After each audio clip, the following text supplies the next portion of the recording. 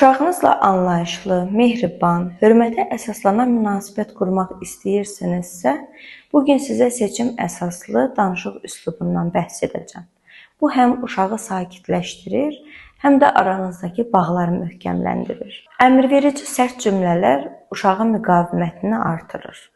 O ya uşağı qorxudur, ya da inada sürükləyir. Düzgün danışıq üslubu üçün sizə bir neçə nümunə təqdim edirəm.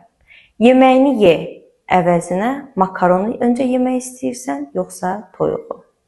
Hansı paltarını geymək istəyirsən əvəzinə yaşıl koftanı geymək istəyirsən, yoxsa sarını? Ağlama əvəzinə başa düşürəm, indi narahatsan, mən buradayam, gəl danışaq, sakitləş. Tez bura gəl əvəzinə indi gəlmək istəyirsən, yoxsa 5 dəqiqə sonra kimi alternativli cümlələrdən istifadə edə bilərik. Uşaqlarımız bizdən güc deyil, anlayış gözləyir. Onlara seçim haqqı vermək, əzmək deyil, yönləndirməkdir. Uşaqlarımızın sağlam ruhlu böyüməsi bizim danışığımızdan, onlara olan münasibətimizdən keçir.